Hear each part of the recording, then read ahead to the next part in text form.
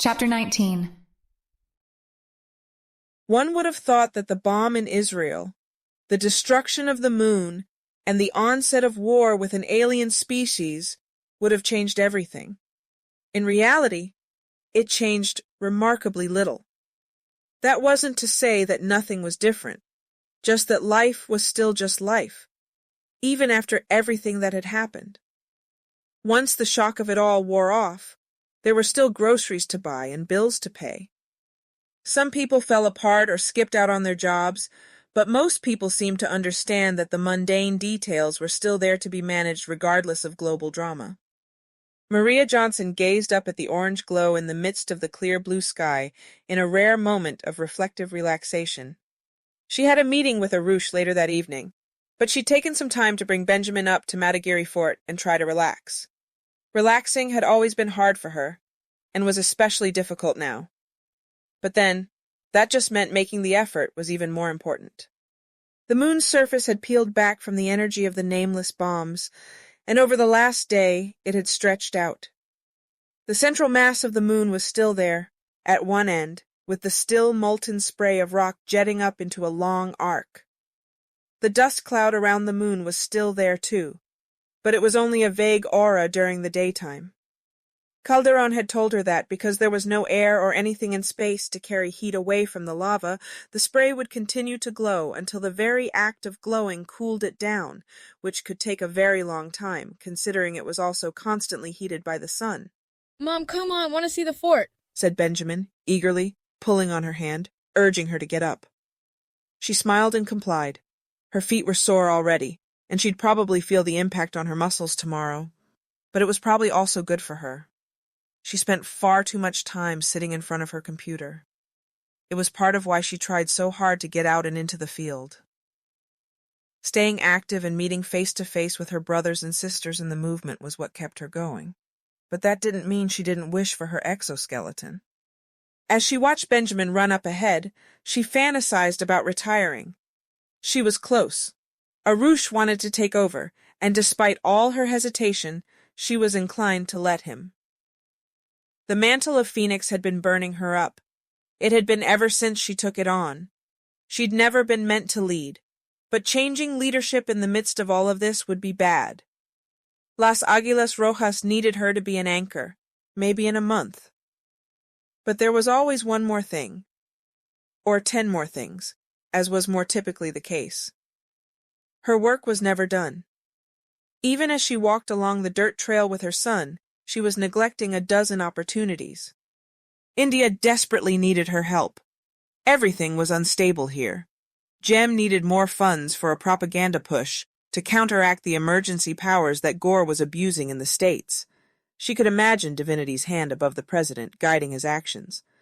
At least Whirl had been crippled to the point of being a non-issue. Maria could only pray that the world governments could handle the nameless, militarily. Or at least the governments besides India. She needed to focus on India. And she would. She'd scheduled time to attend to India. It was why she was here. She'd been planning the trip for months, before Olympus even. It had been disguised as a family vacation. In a sense, that was true. Maria was surprised that nobody seemed to find it strange that she'd be going on vacation with the threat of Armageddon hanging overhead. In the airports, she'd seen many families doing similar things. Getting in a few good moments together, she suspected, before things really came loose. Or perhaps they'd stay about the same. She didn't know. She could see the stress on people's faces. She could see their fear and their doubt. But life kept going. The price of groceries was a little higher. Everything seemed to be a little more expensive, actually. But people were still working. Maria watched her son running up ahead. He and Jamal and other children she'd encountered seemed barely affected at all. Surely those who lost someone in the war would feel it. She hoped her children wouldn't have to go through that. They seemed to find the prospect of war with the aliens exciting. She envied them. She looked behind her and signaled for Bee to come closer. Her flame never left her side, even when she was pretending to be a normal pleb. Checking to make sure Benjamin was out of earshot, she asked, "Everything still on for this evening?" Anything new from Arush? Just relax. All's quiet. Maria raised an eyebrow. Liar, but I'll take the suggestion. Just be sure to tell me if anything comes in. Yes, Maria. Said Bee, with a look of strain at not being able to call Phoenix by her title. Maria looked towards her son and intentionally took a deep breath. The world was on fire, but in that moment she'd focus on simply enjoying life. It was on their return trip, on their way back to Bangalore, when Benjamin spotted the cloud. Henry and Jamal were, in all likelihood, back at the hotel by then. They'd gone to the technology museum while she and Benjamin had gone into the mountains. The plan was to drop Benjamin off at the hotel with his father and rotate directly to her meeting with Arush to talk about the division of power in New India. The people were starved for change. Even if Las Aguilas Rojas hadn't been pushing for revolution, the subcontinent was simply too diverse to hold under a single centralized banner. It was remarkable that things had remained so stable for so many years. The fragmentation had been a long time coming. New India would be different. It would be a confederacy with a greater emphasis on local government and people's rights. There'd be a surge of jobs as part of the revolution, and this would make the people happy wherever they were from. Arush had vision, and Maria had the resources.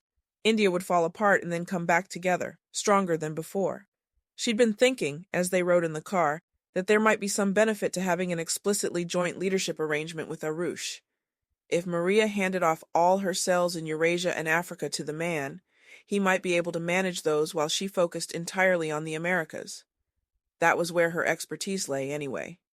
There was a risk in putting him in charge of too much too fast, but the real question was whether he was as committed to the ideology as he seemed.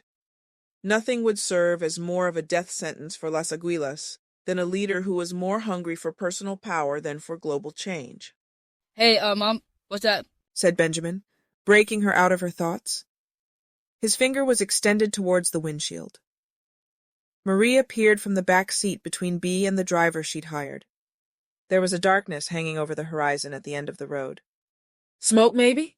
She guessed. Their driver spoke up. Maria would be damned if she ever got into an auto, and thankfully India had plenty of drivers for traditional cars willing to shuttle her around. Looks far away. Maybe a storm. Hard to be smoke that big. Maria didn't wear a comm when she wasn't working, nor did she permit her children to use such devices. Maria turned towards her bodyguard, not that the motion was visible from the back seat. Bee, can you be a doll and check the weather for me? Bee tilted her head as if to respond, but was cut off by the noise of calls coming in on both her comm and that of the drivers. The discord of the different ringtones was a bit much, but then, as quickly as they'd come, they were gone. Maria watched as Bee tapped at her arm. Signal's gone. She grumbled, continuing to fiddle with the machine. Mine too, Said the driver.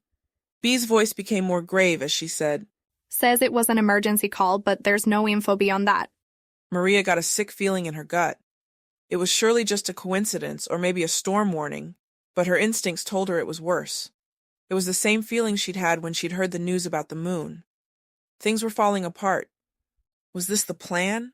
Thoughts of revelations came up, unbidden. But woe to the earth and the sea, because the devil has gone down to you. He is filled with fury, because he knows that his time is short. She looked at Benjamin, who was more curious than anything. She suspected that he could tell she was remembering the verse. Perhaps she'd been muttering it to herself. Ugh, damn it. Swore Bee. You watch your mouth in front of my child, girl, Scolded Maria. Sorry, it's just that there's no reception at all. It makes no sense. We had good signal on the way out. That ain't no reason to swear. Just relax and wait for it to come back on its own. Sure, it'll be fine, call or no call. But she wasn't sure. Her gut still told her that something was seriously wrong. She kept watching the cloud in front of them, hanging over the city center. It was growing at an ominous rate, and getting darker as it did. They rode in silence for about another minute before the city's sirens went off. Maria hoped they were tornado warnings. They started quiet, but within moments were a loud, uncompromising scream, as though the city was crying out in pain. What's going on? Yelled Benjamin over the wailing noise. Nobody answered him. Bee continued pounding at her comm, expecting the technology to save her, and the driver kept looking back at Maria, expecting her to say or do something. There was more traffic on the other side of the road than there had been, a lot more. She could see the density increase further forward. Stop the car, commanded Maria. She needed to take charge. People needed leadership. She needed to trust her gut. This was no simple storm. The driver complied, pulling the car to the side of the road. They were on a back road on the outskirts of Bangalore. Even here, the traffic was getting intense. There were cheap houses on the sides of the road, faded pastels and poorly maintained patches of brown grass. February was supposed to be one of the driest months. Wait, no, up ahead, see? Asked Maria, pointing to a van down the road a ways with a few men standing around talking. Maybe they know something about what's going on. B, you get the emergency radio from your bag in the trunk while we do. As the car pulled forward, B asked, We breaking pattern? Should I issue a bird call? The siren died off then, and Maria felt the immediate release of tension. But that was bad too, in its way. The cloud was getting closer, blown by some unknown wind, and she still didn't have a sense of what was going on. Be ready for that, but just see if you can find out what's going on for now. Driver, what's your name? The man parked the car and B hopped out with a focused energy. Nabtatpati, ma'am. He was young and had seemed to Maria to be exceptionally generic, the epitome of what she expected a good Indian driver in his 20s to be. Good. You can serve as my translator. I'll pay you $100 for the trouble, on top of your normal fee. She turned to Benjamin. I'm going to figure out what's happening. Stay here, okay? With the obedient nod of her son, she and Nob got out to talk to the men. Benjamin was such a good boy. He reminded her of his father. She hoped Henry and Jamal weren't in trouble. The men around the van looked as confused as they were. Stressed, too. Ask them if they know what all the fuss is about. She instructed Nob and turned to look at the road as he spoke to the men in his language. The traffic was starting to overflow into the oncoming lane. There was nobody heading into the city. Everyone was moving out. Now that the major siren was gone and they were out of the car, she could hear the fainter sounds of the sirens of emergency vehicles in the distance. Cars began to honk as the traffic built up. Phoenix? Called B, forgetting the need for secrecy. Phoenix? She yelled again, more urgently. The fear on the voice of her bodyguard was intense. Maria ran back towards their car where B was messing around in the trunk, forgetting Nob and the other Indian men. What? Calderon says we need to evac right now. Something bad is going on in the city center. Henry, Jamal. Maria reached B, who had one ear pressed up to her headphones, focused on the radio in front of her. Amusingly, the old box was functioning, while the high-tech computer on the woman's arm was useless. But she didn't really care about the radio. My family is. Maria was cut off by the roar of jets overhead. She looked up just in time to see a flight of fighter jets shoot overhead and towards the black cloud. In seconds, they were swallowed by the mass, and just a few seconds after that, the roar of explosions rippled through the air around them, but she couldn't see anything relevant. No fireballs, nothing destroyed, just the cloud. The black cloud was oppressively close. It was like a smoke that got thicker as it moved, rather than dissipating. The ambient light was fading as it took up more of the sky. The road beside them had clogged with cars as panic overtook people. With the explosion gone, the audio space began to fill with the honking of horns and the yelling of various motorists. Bikes and scooters threaded their way through the jam. Maria could only guess at what the highways were like. She turned back to B, who was still staring off towards the horizon, perhaps hoping to see what had happened to the aircraft. We need to get my family, she emphasized. B shook her head, white as a sheet, no longer listening to the yelling on the headphones. Can't. This is a priority one. Calderon is bringing the chopper in. He says the city is crawling with robots. They came out of nowhere. Says there's talk on other bands about the nameless being behind it. What about... Maria trailed off. What about Aruush? What about the revolution? She sat down on the curb, hard, The cement under her butt was painful, but blessedly solid. She felt lightheaded, and her body tingled. Things weren't supposed to work out like this. It made no sense. It didn't match her sense of the plan. How had she not seen this? Nobody had seen this. She put her hands together, first reflexively, then deliberately. She shifted to cross her legs. Bee yelled into the radio about their location as she closed her eyes. She could feel the sweat on her palms. She could feel the fear. She began to focus. O Lord God, who sustains and guides, she prayed. I am lost and frightened. Please protect Henry. Please protect Jamal. I don't know what you want from me. None of this makes any sense to me, and A large insect landed on her arm suddenly, pulling her out of her prayer. Jerking in surprise, she flailed at it, managing to grab it in her left hand. She yelped in pain as the bug stung her, and she threw it to the pavement. It wasn't an insect. She could see it lying on the ground beside her, stunned by the impact, perhaps. It was black and gray, with glints of white and silver. It was about the size of a wasp, but its body structure was closer to that of a beetle. The metal glint was unmistakable. It was a machine.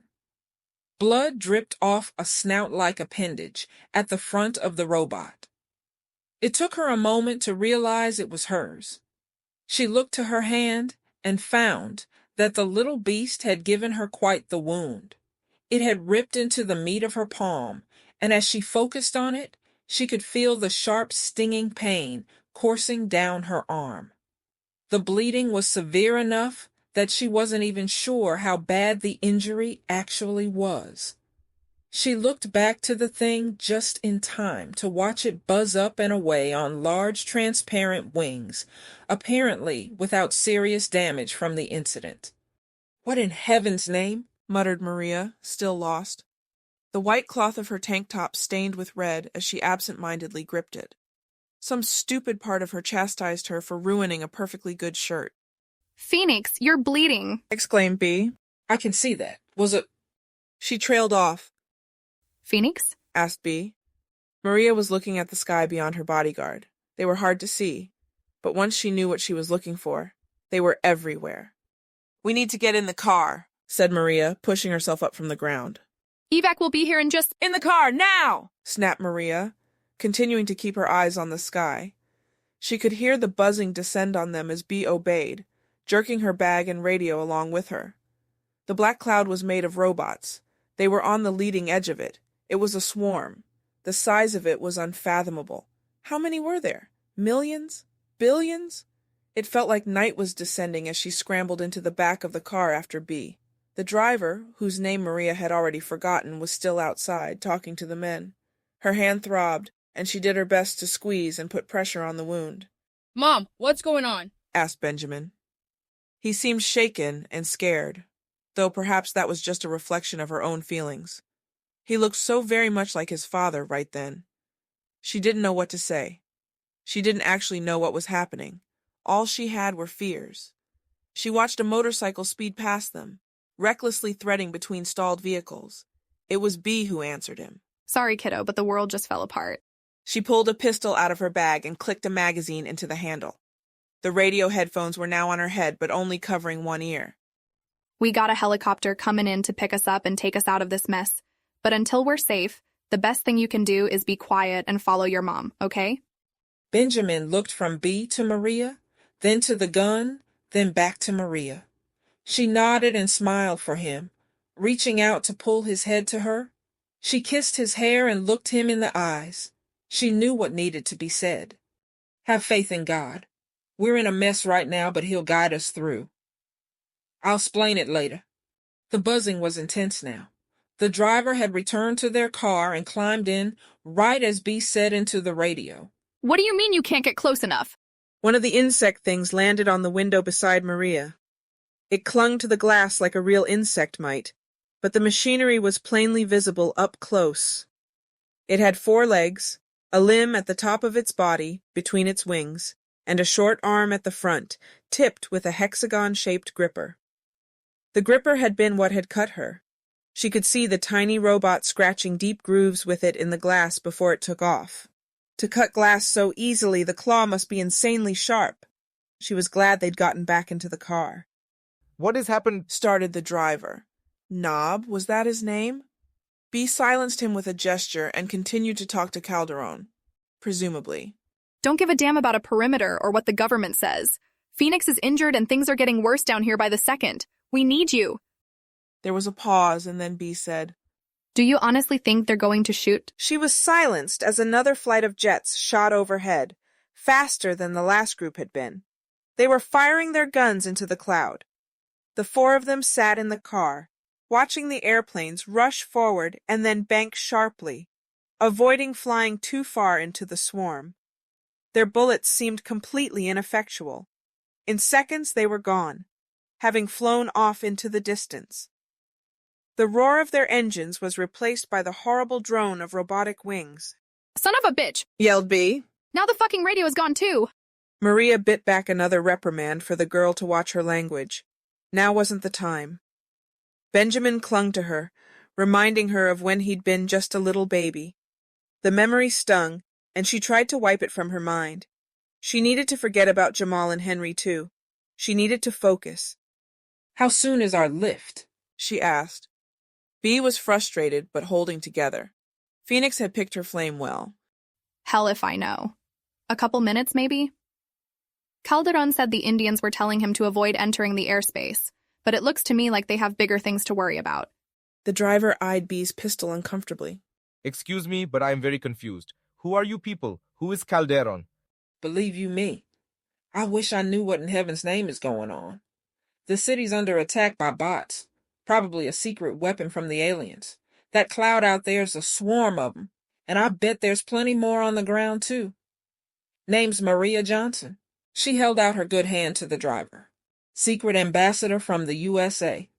This here's my son and my bodyguard. Was supposed to be on the down low if you catch my drift, but given the present situation, I'll be getting an airlift out of here. Speaking of, Said B.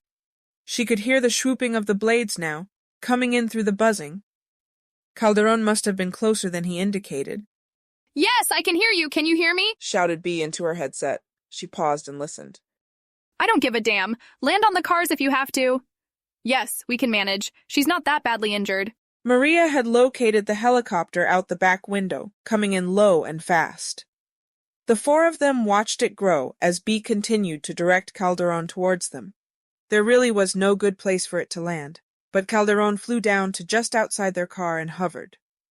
Maria could see the confused passengers of the cars beside them looking up. Okay, out we go, Commanded Maria, mostly to Benjamin, who seemed to be in total shock at everything going on. What about my payment? Asked the driver, as Maria followed her son out the door. She could see B inside waving her pistol at the man. Maria guessed she was explaining that he had bigger things to worry about, but the roar of the helicopter's blades made her words totally inaudible. The swarm had grown thicker, and the sky was dark with buzzing robots. Clouds of them drifted here and there, along the ground. Mercifully, they seemed not to be hunting people. Maria's first encounter had made her fear that they were designed as weapons, and while she didn't doubt that a swarm of them could severely injure or even kill, that appeared not to be their purpose. One of her flame, perhaps Juan, was hanging out of the side of the helicopter. Goggles and a black cloth obscured his face. Moments later, he'd extended a ladder. We gotta move. The bots are gonna be here any second. He yelled, waving for Benjamin to climb faster. Maria took her hand out of her shirt and flexed it, feeling the ache of her wound. She'd be able to climb, though. Maria felt a sharp bite at her neck and swatted at it with her free hand. Another bot. They might not be hunting her, but apparently they had no love for her either. The cloud is made of bots. What are you talking about? Yelled Maria in reply as she gripped the plastic rungs of the rope ladder. B was right behind her. Maria winced as Juan took her hand and pulled her up and into the body of the helicopter. Killers incoming. Brace yourselves. Crackled the voice of Calderon over the speaker. The helicopter jerked into motion, pulling back, up and away from the dirty road with B still clinging to the ladder, bag slung around her shoulders, and pistol gripped in her right hand. Maria scrambled to grab onto the door of the helicopter. She could see Benjamin strapped into a seat. The bugs aren't what I mean. Began Juan, but he was cut off by a sharp crack, and then another. Gunfire. Maria leaned out of the door to look. A machine beyond her wildest dreams crawled down below. It must have been 3 times the size of a bus, but carried on a dozen piston-like legs. Many tendrils and arms rose from it, like serpents from Medusa's head. The whole thing was exposed machinery, and yet it moved with an organic flow that made it feel distinctly alive. The crack of gunfire was coming from it, and she could see 3 of the largest tendrils with huge guns mounted at the tips swinging this way and that. Down below, people were dying. The guns moved in a careful, efficient pattern that involved a single shot for each person. There was no wasted motion. The helicopter began to fill with bug bots as it took off. Perhaps whatever was piloting the sadistic things could tell they were escaping. Keep climbing! Yelled Juan. But it was too late. A crack of one of the guns was all it took to rip Bea off the ladder and practically tear her body in half. The woman's face seemed more confused than anything else. Maria watched her bodyguard tumble away onto the road below, as the helicopter surged up and away at maximum speed. She could spare no thought for Bea. The bots in the helicopter had turned violent. In a heartbeat, they were all over her, biting and cutting. She could hear Benjamin screaming. There was a crack and the sound of metal on metal. Another. The pain was overwhelming as she slapped and fought the metal horrors, trying desperately to keep them from her face. She collapsed to the floor of the helicopter and did her best to crush the bots beneath her weight as she rolled around. The roar of the blades grew quieter as the door to the vehicle closed. We took a couple hits, but this baby's still going. The killer's focusing on ground targets again. We're out, yelled Calderon. Benjamin's crying was all Maria could hear. She scrambled across the floor and pulled herself up next to him. There was blood everywhere. Her hands were beyond the point where she cared about them anymore. She grabbed the vicious things off her child and screamed as she crushed them and threw them down to stomp on. There was blood coming down over her eyes. They'd gotten into her hair and had dug into her scalp. She continued to scream even as she smashed the last of the little robots. She was thinking of William and Jamal. They were dead. She could feel it. Her child was dead. Her husband was dead. Nothing made sense. There was too much blood. She screamed in anguish and grief and pain as they were carried away. They were safe for the moment, perhaps, and she used that moment to hold her remaining baby and to let the horror of the moment wash over her.